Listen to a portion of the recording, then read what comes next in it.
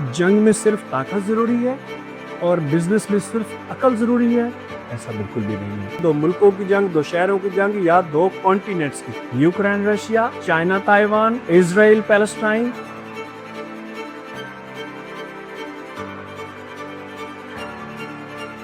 दोस्तों, अमल से ज़िंदगी बनती है, जन्नत भी, जहन्नुम भी। ये खाकी अपनी फ़ितरत में न नूरी है न नारी। डॉक्टर अल्लामा मोहम्मद इकबाल ने अपनी एक खूबसूरत नज़म में ये शेर फरमाया था। आज हम दुनिया जिस मसाइल का शिकार है, आज हम उसको थोड़ा-सा किसी डिफरेंट पस मंज़र के साथ देखते हैं, क्योंकि आप बहुत सारे एक्सपर्ट्स की बातें सुन रहे होंगे। बहुत से एक्सपर्ट्स, वॉर टाइम एक्सपर्ट्स और डिफरेंट एक्सपर्ट्स आपके अपनी-अपनी आरा से आगाह कर रहे होंगे। लेकिन हमें किस चीज़ को किस पस मंज़र में देखना है, ज़रा उसका हम एक डीप डिस्क्रिप्शन के साथ उसका बैकग्राउंड देखते हैं कि वो क्या चीज़ होती है। दोस्तों, दुनिया एक दारुल अमल है।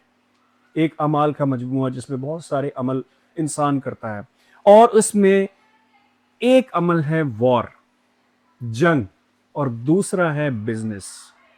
हम इन दोनों पर्सपेक्टिव्स को इन डिफरेंट वे में कंपैरेटिव एनालिसिस के साथ देखेंगे, और ये देखेंगे कि ये किस तरीके से आपस में इंटरलिंक्ड है और इंसान इनको किस तरीके से आगे देखता है। तो सबसे पहले आते हैं कि इसका डिफरेंस क्या है। दोस्तों, इसका डिफरेंस बहुत ही कम है। बहुत ही कम डिफरेंशिएशंस के साथ इंसान इसको आगे लेके चलता है। जैसा कि इंसान हमेशा जब भी किसी जंग की तरफ जाता है तो ताकत का इस्तेमाल करता है, और जब भी किसी बिजनेस की तरफ जाता है तो अकल का इस्तेमाल करता है। लेकिन क्या जंग में सिर्फ ताकत जरूरी है और बिजनेस में सिर्फ अकल जरूरी है? ऐसा बिल्कुल भी नहीं है। सबसे पहले हमें इसकी एक खास डिफाइंड फाउंडेशन को समझना होगा। इसका एक बेसिकली एक बैलेंस बहुत जरूरी है। ताकत का और अकल का जब तक आपस में एक बैलेंस नहीं होगा, ना जंग जीती जा सकती है, ना बिजनेस को परवान चढ़ाया जा सकता है। दोनों को एट अ टाइम दोनों चीजों की जरूरत होती है। लेकिन इस चीज को बैलेंस करने के लिए जिस चीज को सबसे ज्यादा सामने रखना वो होगा आपका जो न्यूक्लियस पॉइंट है, वो है डिसीजन मेकिंग, फैसला साजी का अमल। दुनिया में अगर आपका फैसला कोई ठीक नहीं है तो आप जंग भी हार जाएंगे और आप बिजनेस भी हार जाएंगे। बिजनेस हारने से मुराद है बिजनेस डिक्लाइन पे आ जाता है। अगर आप इसको गौर से देखें तो बहुत सारी चीजें इनमें आपस में मुश्तरक हैं, लेकिन इस फैसला साजी का दारोमदार हमेशा हम जब देखते हैं तो या तो पास्ट में होता है, या तो प्रेजेंट में होता है, या तो फ्यूचर में होता है। अब हम इस ट्रांजेक्टरी को समझने की थोड़ी सी कोशिश करेंगे कि पास्ट, प्रेजेंट, फ्यूचर का इसमें क्या अमल दखल है। दोस्तों, जब जंग की जाती है तो इसको एनालाइज किया तो 90% प्रीवियस पास्ट हिस्ट्री को देख के लोग जंग करते हैं। 90%, जिसमें से एक छोटी सी हम एग्जांपल लेते हैं, जैसा कि किसी का कत्ल कर देना। कत्ल हमेशा किसी को पास्ट में देखते हुए किया जाता है कि उसने मेरे साथ फ्रॉड किया, धोखा किया, या हमारा भी कोई कत्ल किया। 2 इंसानों की जंग, 2 कबाइल की जंग, 2 मुल्कों की जंग, 2 शहरों की जंग, या 2 कॉन्टिनेंट्स की जंग। हमेशा 90% इसका डिसीजन मेकिंग पास्ट में होता है। जब पास्ट में होता है तो फिर इसका लिंक बिजनेस के साथ कैसे होगा? Let's find it out. क्या बिजनेस भी पास्ट में के थ्रू किया जा सकता है? Yes, there is a good combination of the past and future. अब पास्ट को देख के प्रेजेंट में जब डिसीजन मेकिंग की जाती है किसी भी बिजनेस की, और फ्यूचर बिल्ड किया जाता है, तो इसमें सबसे पहले जिन चीजों को सामने लाया जाता है उसको हम बोलते हैं एंटरप्रेन्योरशिप।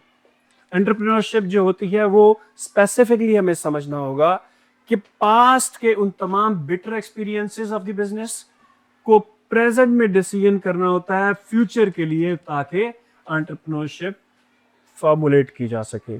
लेकिन क्या वॉर भी हमेशा पास्ट को देख के हो सकती है, या इसका भी कोई फ्यूचर से लेना देना? दोस्तों, आज इसको हम इस खास मौजू को सामने रखेंगे कि जो एडवांस कंट्रीज के कुछ माइंडसेट होते हैं, वो सिर्फ पास्ट को देख के decision making of the Wars नहीं करते, वो फ्यूचर प्रेडिक्शंस के लिए भी करते हैं। जैसा कि सिर्फ एक वर्ड काफी है इस चीज को समझने के लिए, और वो वर्ड है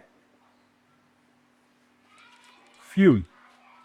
फ्यूल सेटलमेंट्स को चेक करने के लिए और अपनी अपने कंट्रीज को आने वाले टाइम में सेटल करने के लिए मुख्तलिफ तरह की जंगें हमेशा पास्ट में भी लड़ी गई और अभी भी लड़ी जा रही हैं करंट सिनेरियो में।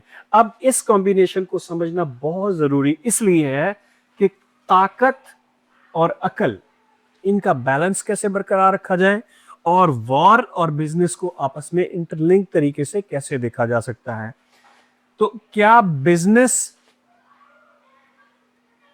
वॉर एक बिजनेस हो सकता है क्या? Yes, this is the right answer. Currently आप जहां भी देखेंगे, जिस कंट्री को भी देखेंगे, Ukraine Russia, China Taiwan, Israel Palestine, with in country जो उनके डिस्प्यूट्स हैं, तो दोस्तों वॉर भी एक बिजनेस हो सकता है। याद रखिएगा इस बात को, आपने बहुत जरूरी इस चीज को समझना है आज कि वॉर बिजनेस सबसे कीमती बिजनेस है जिसमें बहुत ज्यादा पैसा कमाया जा सकता है। आपको एक्सपर्ट्स ने बता दिया गया हो कि वॉर को बिजनेस बना के इस वक्त किसी ने किसी को बहुत सारा वॉर इक्विपमेंट भी बेचा है। तो आज इस पूरी डिस्कशन को समझने के लिए हमने इसको आपके सामने डिस्कस किया कि दुनिया में बहुत सारी फैसला साजी पास्ट के थ्रू नहीं होती। फ्यूचर प्रेडिक्शंस के लिए भी पास्ट को रेफरेंस रखा जा सकता है और प्रेजेंट में ऐसे डिसीजन लिए जाते हैं ताकि अपने फ्यूचर को बेस्ट ऑफ द बेस्ट बनाया जा सके। बहुत सारी एडवांस्ड नेशंस इस तरह भी सोचती हैं, जबकि हम अक्सर डेवलप्ड नेशंस सिर्फ इस तरह सोचते हैं कि मेरा दुश्मन वो है जो सरहद के पार बैठा है, वो मेरे साथ दुश्मनी करेगा, मैं उसके साथ दुश्मनी करूंगा। हमारा फ्यूचर सेटलमेंट कोई नहीं होती। हमें सिर्फ अपने प्रेजेंट तक सेटल करना है कि मैं अपनी सीट पे, अपनी कुर्सी पे, अपने इक़्तिदार पे कायम रहूं और अपना प्रेजेंट बरकरार रखूं।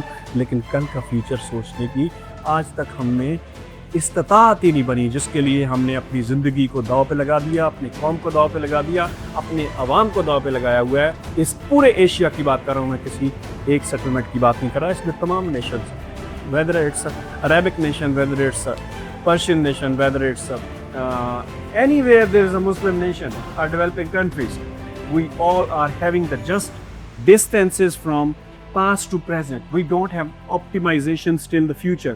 Future predictions के बारे में हमारी थॉट को आगे लाना होगा, समझना होगा, आगे ले जाना होगा ताकि हमारी कौम को इन तमाम चीज़ों की समझ आ सके जहाँ तक कौमों को लेके जाना है। वरना आज एक फ्यूल पाकिस्तान में 530 रुपए पर लीटर भी हो चुका है।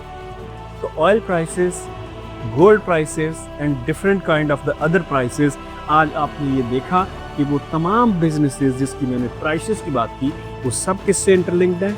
वॉर के साथ। ताकत का अक्ल के साथ जब तक बैलेंस और तवाज़ुन नहीं होगा, दारुल अमल दुनिया हमेशा नुकसान की तरफ जाएगी। इसमें कभी भी फ़ायदा नहीं है।